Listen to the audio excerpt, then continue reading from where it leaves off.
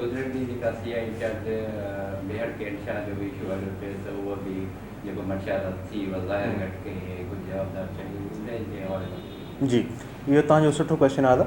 इहा मुंहिंजे नोटिस में बिल्कुलु ॻाल्हि आई कि हिकिड़ी हैवी क्वांटिटी में हुतां खां नारकोटिक्स बरामद थियूं, उहे शो कयूं ऐं कुझु क्वांटिटी लिकाई वई आहे। इहा एलिगेशन लॻी, जंहिं ते असां फिलफौरन ते कार्रवाई अमल में आंदी, इंचार्ज खे सस्पेंड कयो वियो ऐं क्लोज़ कयो वियो, ऐं इंक्वायरी जेकी आहे उहा DSP साहिब KN शाह खे ॾिनी वई आहे। जीअं उहो पंहिंजी इंक्वायरी जी फाइंडिंग कंप्लीट करे ॾींदो त इन ते मज़ीद एक्शन खपे। त हिन में ज़िक्र थियलु हुयो त पुलिस डिपार्टमेंट जा जेके माण्हू इन्वॉल्व आहिनि उन्हनि जो त केतिरा माण्हू हिन में मुअतल वग़ैरह थिया आहिनि या जेके अञा आहिनि उन्हनि जी का अहिड़ी का लिस्ट तव्हां ठाही हुई? साईं, तव्हां ॾाढो सुठो तव्हांजो क्वेश्चन आहे।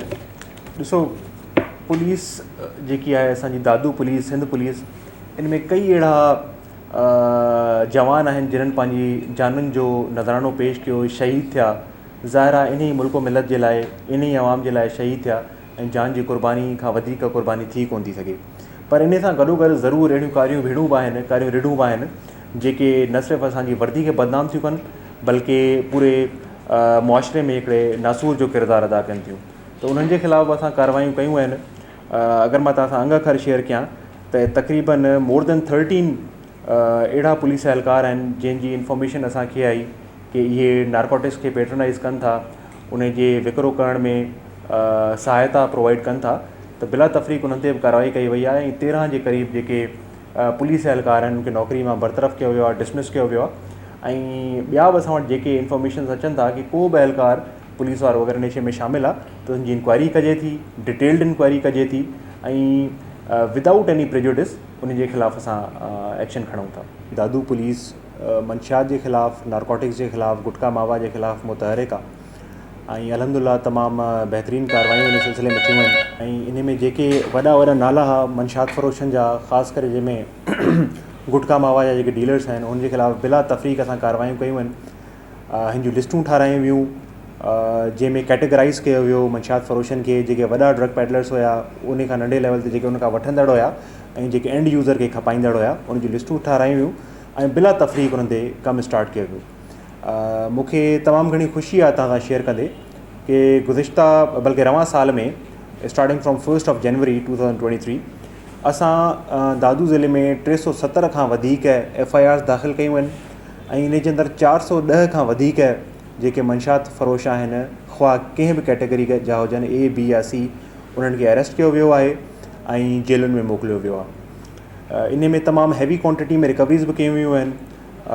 मोर देन 750 kg गुटका मावा रिकवर कयो वियो आहे। अहिड़े तरीक़े सां कई 100 किलोग्राम जेको आहे सो चर्स वग़ैरह रिकवर कई वई आहे ऐं अहिड़े तरीक़े सां हीरोइन, शराब वग़ैरह उन जी बि रिकवरी कई वई आहे। असांजो मक़सदु इहो आहे कि दादू ज़िले मां जेको मंशियात जो नासूर आहे उनखे ख़तमु कजे ऐं बिला तफ़रीक़ कार्रवाई जो सिलसिलो जारी आहे ऐं जारी रहंदो।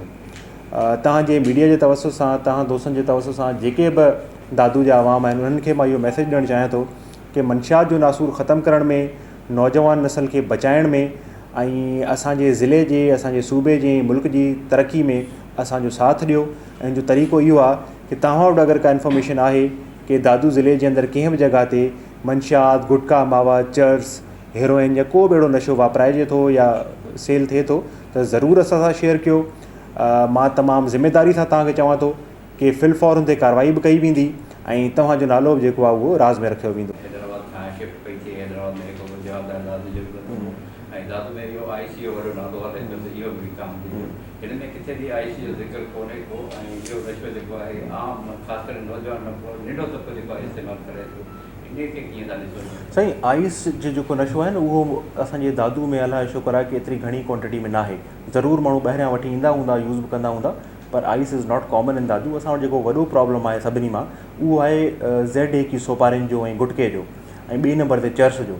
पर जिथे जिथे तक इंफॉर्मेशन अचे थी पई असां बिला तफ़रीक़ कार्रवाई कयूं था। जेकी बि इंफॉर्मेशन अचे थी विदाउट डिफरेंशिएटिंग कार्रवाई जो सिलसिलो जारी आहे ऐं जेके बि अहिड़ा नाला साम्हूं ईंदा उन ते बिला तफ़रीक़ इंशाअल्लाह ताला कार्रवाई कई बि आहे ऐं कंदासीं।